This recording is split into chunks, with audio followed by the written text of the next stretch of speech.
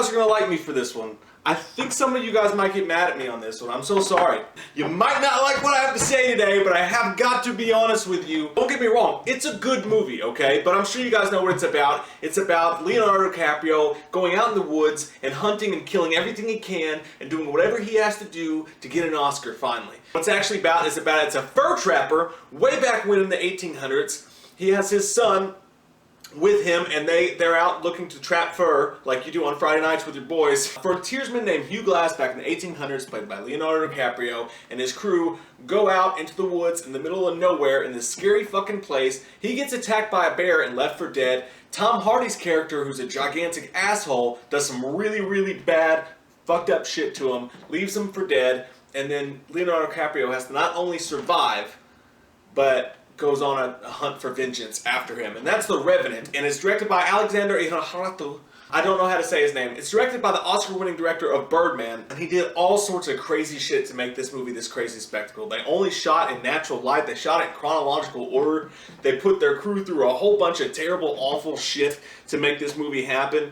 And I gotta say, like, for one, that just rubs me the wrong way. Like, I get it. Like, you're artistic, you want to do something special, and the movie looks amazing. Like, you did a great job with certain things. But sometimes you go too far. Like, I don't know, like, just make a movie, dude. You don't have to cut yourself and bleed on the script. You know what I'm saying? I'm sure there was things that they could have done that really would have affected the movie, that they didn't have to put people through some of the stuff that they put people through. But because this guy wants to be looked at as a mad genius, I don't like that sort of thing. I think it's pompous, and I'm just going to be honest with you. I think that kind of shit's pompous. He's amazingly talented at what he does. The one-shot tricks that they use in this, it's amazing. This movie, the bear attack scene, as I'm sure you guys have heard about, it's not giving anything away, it's in the trailer, is one of the scariest things ever. Like, and by the way, another bear attack, everyone's talking about this one, but there's a bear attack scene, a grizzly bear scene, in a movie called Bat Country.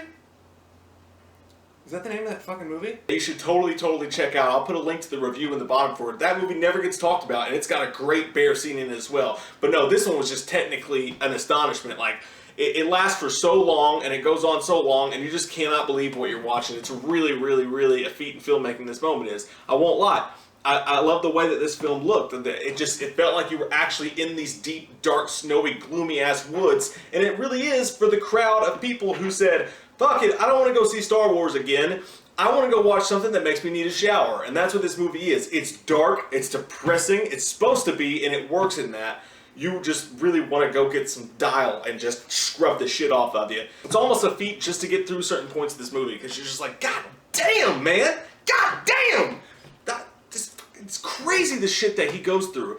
And at some point, I don't want to say it gets redundant, but it's like, holy shit. I mean, at a point, it's a tale of, like, overcoming, and at a point, it's just like, this is gluttonous. You know, this is like too much shit. The action scenes in this, like, there are several plot points in this movie that are just staged to perfection. I mean, there's a couple shots in this movie that blow you away. Like, the whole way they do it, it's just amazing. It's so impressive, and it's so cool, and it's just so out there and weird. And I guess sometimes it does take some mad genius to get some of these shots. I'm not saying that. I'm saying just, like, I think it's a little bit overkill at certain points. Like, in this movie, there's scenes like... Ultimately, it's a tale of revenge, right? It's a tale of survival and revenge. Like, how many movies, different, but how many movies did they make back in the day starring Mel Gibson about revenge? You know, about that same storyline, the heart of it's still there.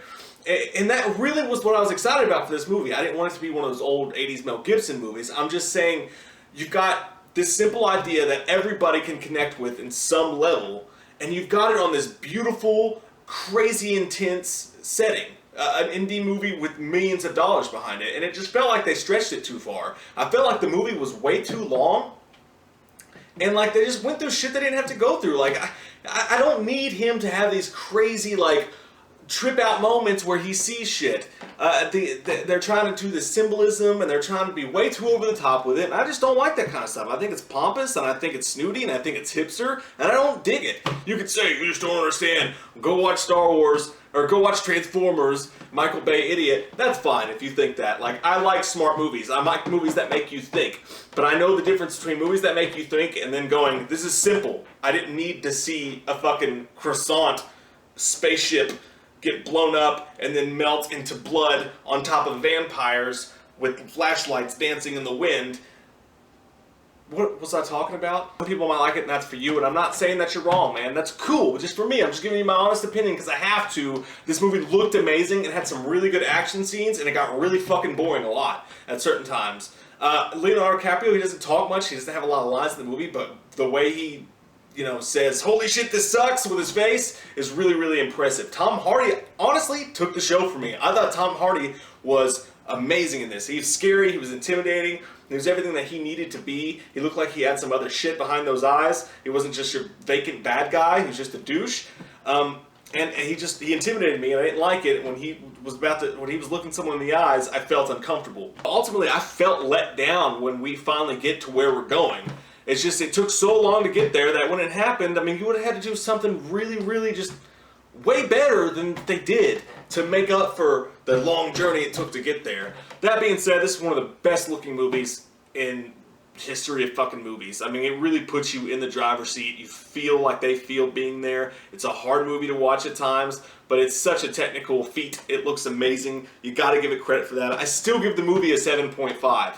I just think that they really took it and they stretched it way further than they needed to with the over-the-top symbolism, with the drawn-outiness of it. Like, you can make a classic, amazing hour and 50-minute movie.